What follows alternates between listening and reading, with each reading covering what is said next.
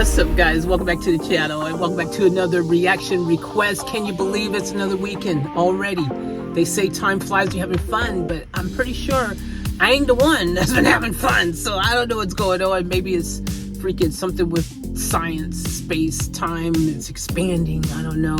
All I know is it needs to slow down a bit, man. It can't already be another Saturday, man. Come on. Anyways, this is a reaction request from Monroe. YouTube, Bad Live Aid, 1985. Monroe said this. Here's a unique request. I actually don't like U2 that much, but this song has always meant a lot to me, especially as of late. Song info: Bad is a song about addiction. Though not stated explicitly in the song, Bono has made clear many times in interviews and at concerts that was written about heroin addiction.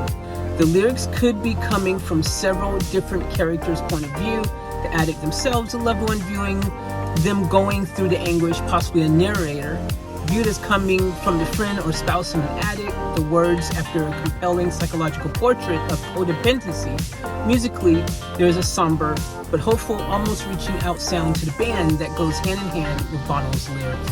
Guys, we're going to dive in. If you want to do your own request, by the way, you can do so. Head over to offtaplifeusa. But that being said, Monroe, this is your moment in the limelight. Let's go! And get off tap. That's what she said.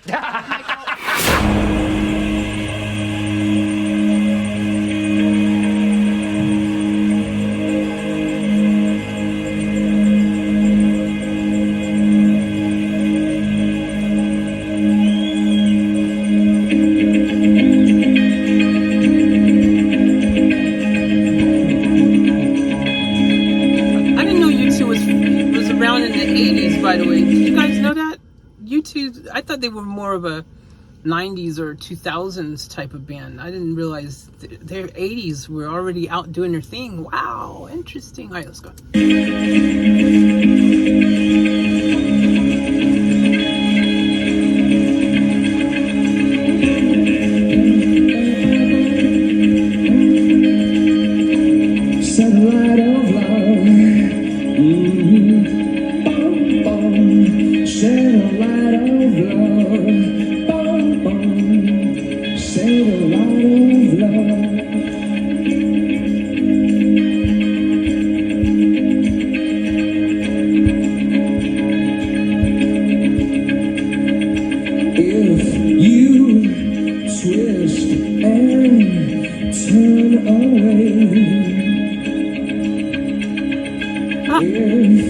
That's Bono younger.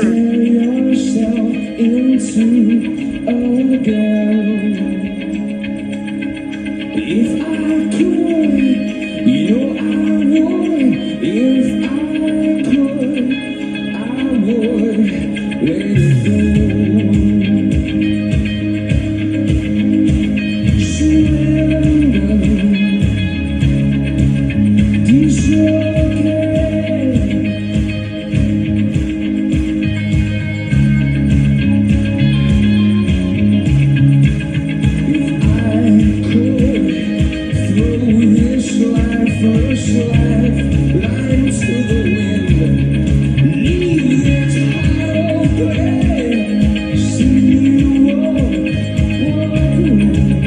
Surrender, sounding song.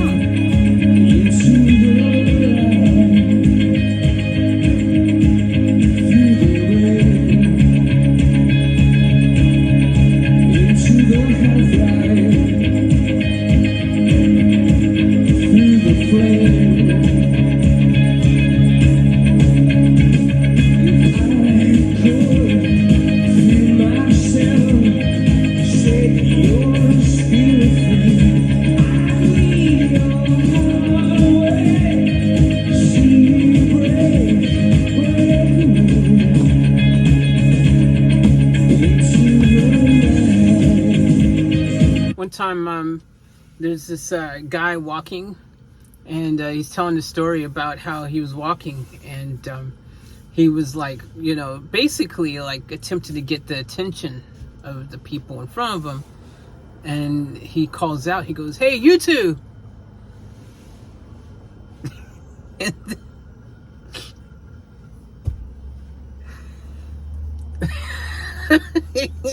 Forget it.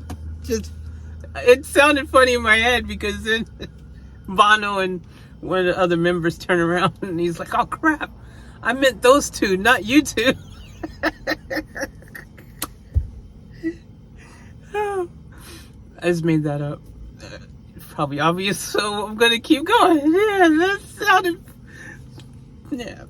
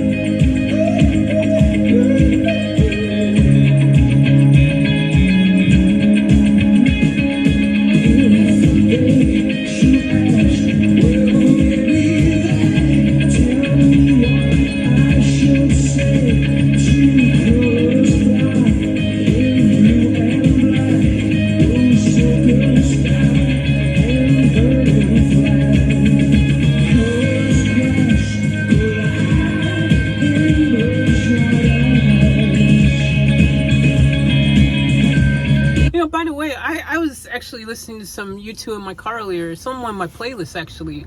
I've had U2 Raised by Wolves album. Is that the name of the album or just one of the songs? Regardless, that's the song that came on my playlist just randomly because I have the album for U2 on my Apple iTunes account. Which, funny thing, one time they were doing some type of promotion. You get the whole album for free.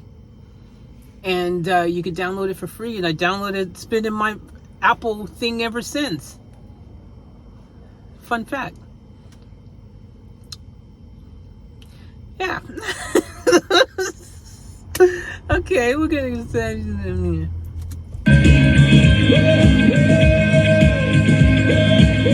But that being said, I am a fan of U2. I don't want to make it sound like I'm not a fan. Like, I do like U2. They are freaking awesome. They got some bangers, dude. Bangers. Bangers. Bangers.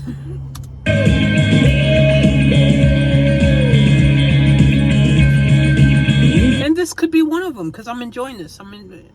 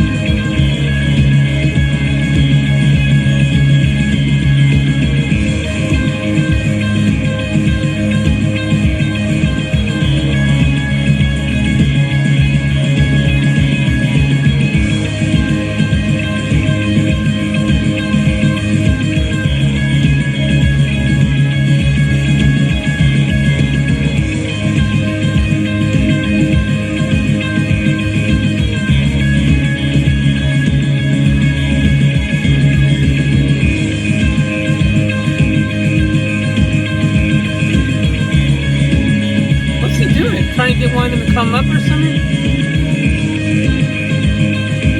Wow.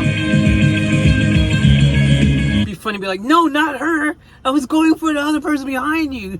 Not her. Send her back. That's not the right one. Oh man, she'd be like, this would be like the biggest memory for her. Like, hey, is it one of you guys? Let me know. Is that you? Were you there? Was that you? Let me know. Because it could have been you. I mean, it's possible, right? I don't know. Maybe. Maybe not. Let me know.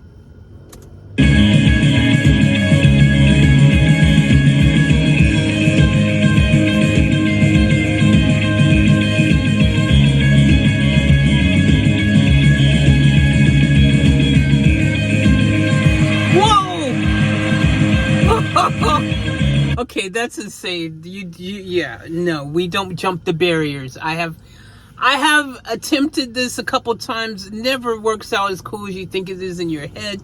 You end up slipping, looking stupid. You end up can't get back up easy. You gotta take the long way back. You're like, oh crap, now I gotta walk all the way down there because there's no stairs there, and it's a disaster. And then you usually bang something. You know, oh crap, my knee,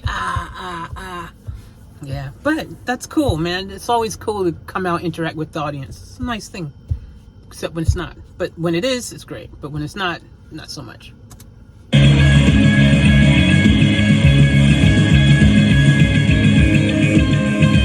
That's why he climbed down this time, though, because he was like, man, last time I pointed from up here, they gave me the wrong person. I'm coming down personally and make sure I get the right one this time.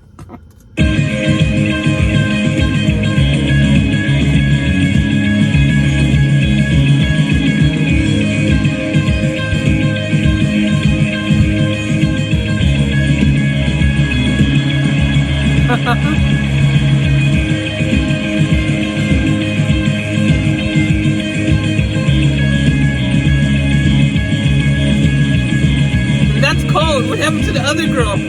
The other person that was the wrong one. See, she's gone. He was like, sorry, y'all sent her back. That ain't the right one. The one with the black hair.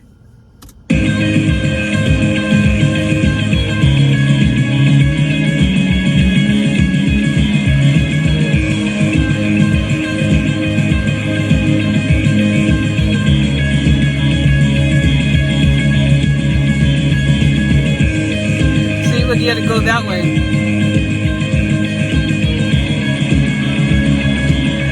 Oh, there's the other one, okay. I was ready to say that's cold.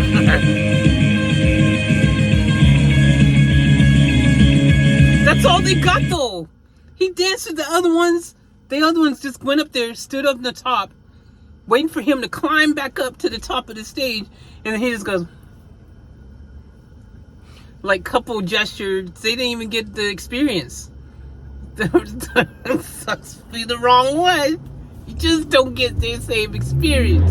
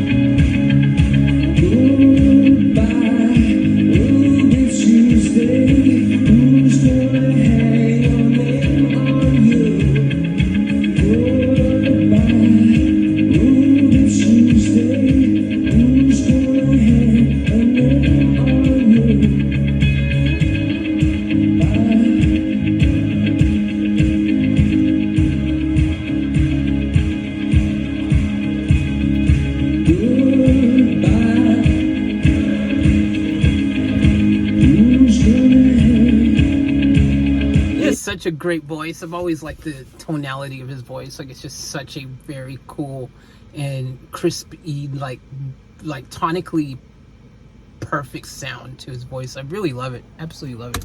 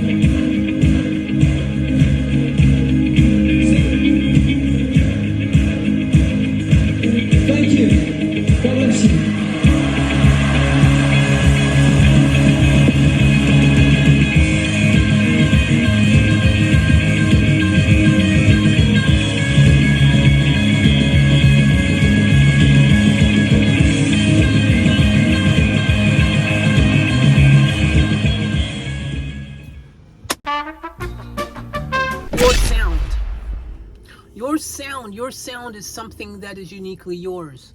Some people discovered that obviously pretty early in their music career, and that's what I got when I listened to this. U2 and their authentically, uniquely U2 sounding sound that is so U2 that whenever one of their songs come on, you can never ever mistake it.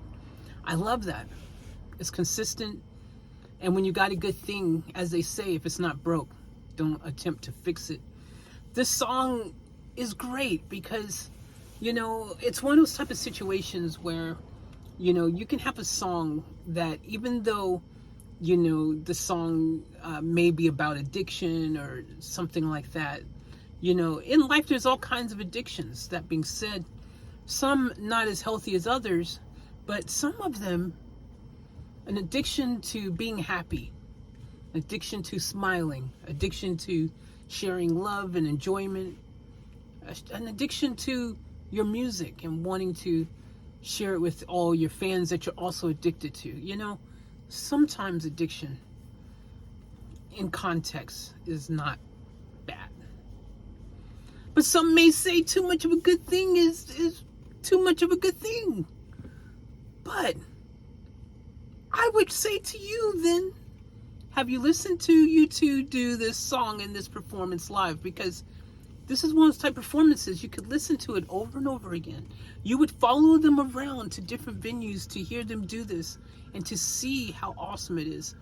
And most importantly, just feeling the connection between the audience and the artist is always a great thing. But some songs you're addicted to, and guess what? Also not a bad thing. You might be addicted to certain YouTube channels, and I mean, if it happens to be one of mine, again, it's not a bad thing. I think it's fantastic. Speaking of which, if you have an addiction to this channel, maybe hitting the subscribe button would be pretty cool. I would like to see your addiction being clicking the subscribe button and the like button and commenting on the videos and on my channel. I'm just saying. Not a bad thing. You won't ever hear me complain about it. But guys, seriously, in life though, there's all kinds of ways to look at a certain situation. And you can get always multiple different perspectives and different perceptions, etc., etc. But one thing that's consistently true, and this doesn't matter where you're coming from, on what side of the table, when it's a great song, when it's a great performance, it speaks for itself, and it is what it is. You might debate what it meant, because again, art is subjective, and what it meant to you might be different than what it meant to someone else. But when it's good, the argument is tabled, because when it's good, it's just good. And you two consistently, anything I've ever heard of you two has been just flawlessly, absolutely, insanely good. And this is no exception. Now, this blew my mind because I did not know that they were actually performing already in the 80s. I didn't know that. I thought they were like a more of your, like I said, 90s, 2000s kind of crew, but they were back in 85. That means they were performing when Queen and other greats like that was performing. In the 80s, man, you had a lot of hard hitters, that's the Bon Jovi eras and the Aerosmiths and the freaking Metallicas and the freaking, like, a lot of these bands that peaked in the 80s, like the 80s was their jam, right? So you got some harsh competition in the 80s. So for you two to be like, hey, we're performing at Live Aid 1985 because we were invited. That means you beat out a whole bunch of other talented people to get a spot. That's dope. That's fire. So they was on a great card. I know that Queen performed at this too, right? That's the one that Queen was at. How many Live Aids were there? Was there more than one? Was there like 2 or 3 or something? I can't remember. I don't know.